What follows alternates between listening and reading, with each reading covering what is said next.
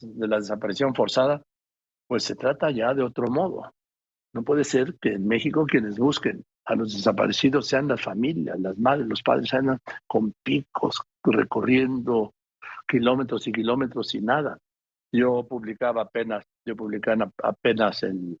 antes de ayer, sí, el tema de los desaparecidos, y pues desde que hay cuentas hace 40 años, sí, estamos hablando de un total, le voy a decir exactamente, de un total de 104,000 desaparecidos. Le dio estos datos. Con Vicente Fox, 801. Con Felipe Calderón, 16,763. Con Enrique Peña Nieto se disparó a 53,000. Y en lo que va de este gobierno del presidente López Obrador van 32,326. Margarita, ¿cómo estás? Gracias, buenas tardes por contestarme, señora ministra. Encantada, Joaquín, mucho gusto saludarte a ti, a todo el auditorio y gracias por el interés en una decisión de la Suprema Corte de Justicia. No, pues cómo no, si es que es una vergüenza, es penoso, no sé en otros países, pero a mí me importa lo que pasa en México en primer lugar, luego ya veo lo demás, ¿sí? Que lo has estén dicho con una gran miles de madres, sí, miles de padres, Margarita, por el mundo, por todo el país, ¿sí? Con palas, con picos, con varas, con palos, buscando ¿a quién? A sus hijos, a sus maridos, a sus hermanos, a sus esposos, a sus nietos. Eso retrata el punto al que hemos llegado. Fíjate que en la sentencia precisamente reflejamos que la primera sala no es ajena a ese dolor, que además equivale a tortura, porque además de que no encuentras a una persona que quieres, que amas, que de repente no sabes dónde está, ni siquiera puedes confiar en las autoridades para buscarla. ¿Por qué? Porque el principio de desaparición forzada implica que presuntamente es que participó el Estado de alguna manera, o obviamente elementos del Estado, justamente en esa desaparición. Entonces, imagínate, no nada más no lo encuentras, imagínate el dolor, la desconfianza.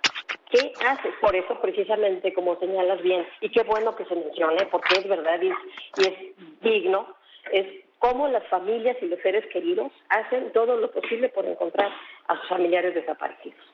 Entonces, yo creo que en este sentido, en la sentencia de la primera sala, lo que hace es poner claridad en la organización institucional, y en este caso interinstitucional, de todas las instituciones que participan o que tienen responsabilidad frente a casos de desaparición forzada. Estoy hablando aquí de la Sedena, de la Fiscalía, de la Comisión Nacional de Búsqueda, incluso para reparación del daño de la Comisión justamente de Atención a Víctimas de Delitos. Que creo que aquí esto contribuye a clarificar qué le toca a cada quien y cuándo, porque muchas veces yo quiero pensarlo y lo seguiré pensando, no creo que sea falta de voluntad de las instituciones, pero sí a veces se necesita claridad de qué le toca a quién y por qué. Aquí lo que ha existido es que a pesar de este dolor que tienen las familias, pues ¿qué hacen?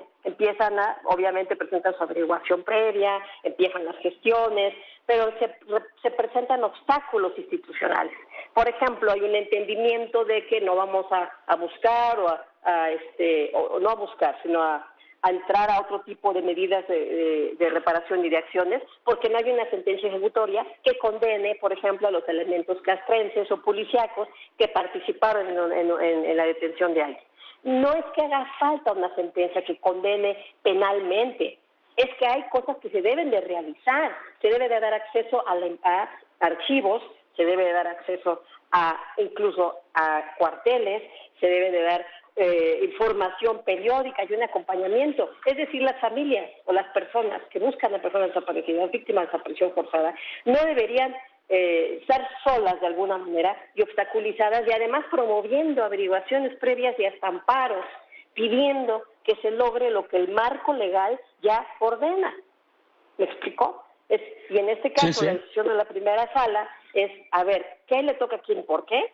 ¿Y qué entendimientos hay? No hace falta que haya una sentencia que en materia penal esté confirmando la participación o el delito, o que sentencie, por decir una sentencia ejecutoria en materia penal de algunos elementos, para que entonces, por decirlo así, el camino empiece a ser andado.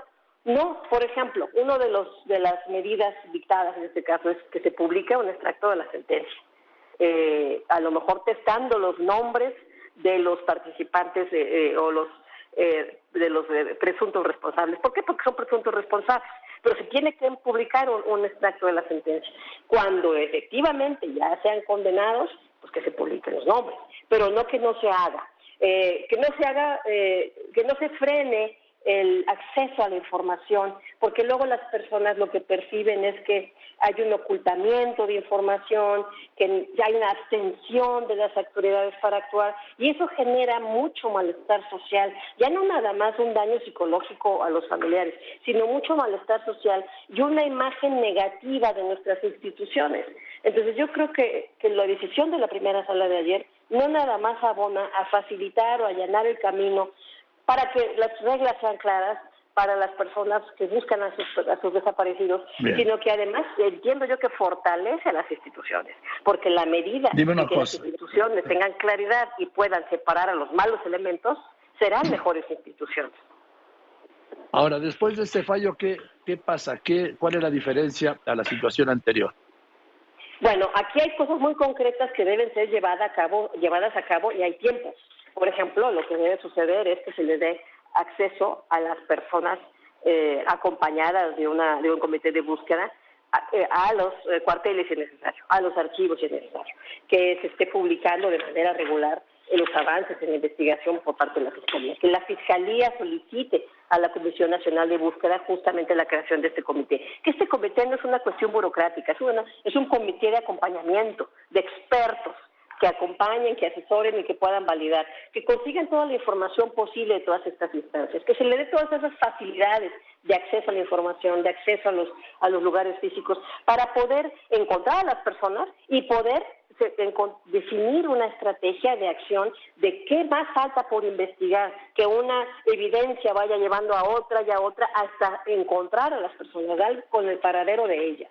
Entonces, lo que debe seguir, porque la Suprema Corte da plazos fijos en su sentencia, pues es que hay plazos de 30 días, por ejemplo, para conformar ese comité. Claro, dependerá del momento que envíen la solicitud la Fiscalía.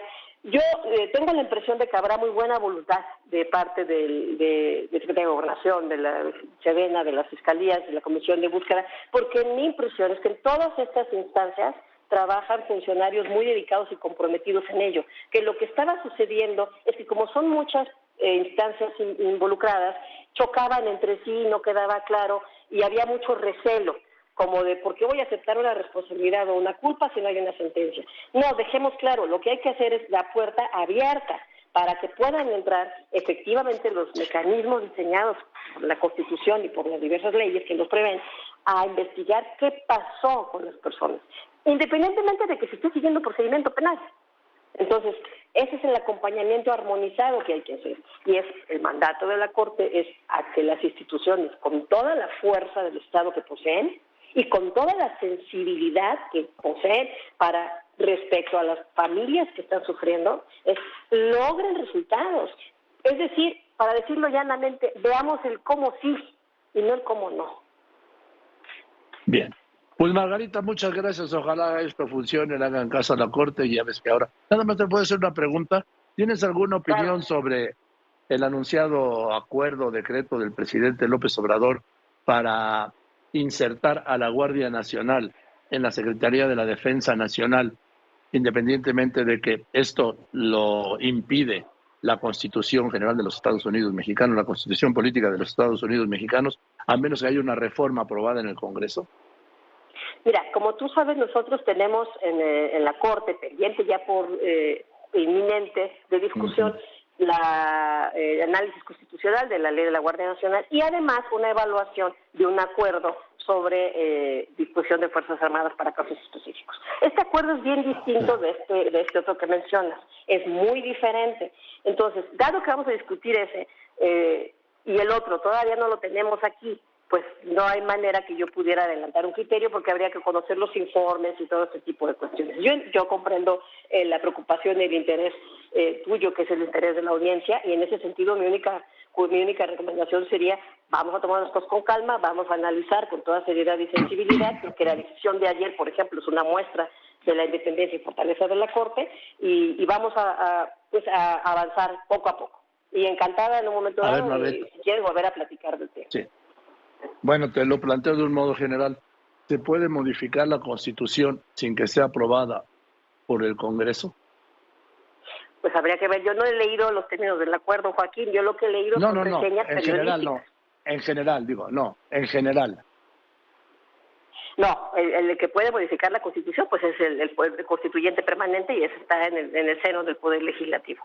Como una pregunta abstracta. Ahora, en general, esa sería mi respuesta sin adelantar ningún criterio. No, sin adelantar ningún criterio. En general, ¿un acuerdo o un decreto puede modificar la Constitución sin pasar por el Congreso? En general. El único que puede modificar la Constitución es el constituyente permanente, que está en sede del Poder Legislativo. Gracias, Margarita. Te mando un saludo. Te mando un abrazo, Joaquín. Muchas gracias. Hasta luego. Yo también te abrazo, Margarita Ríos Farjat, ministra de la Suprema Corte de Justicia de la Nación. Este tema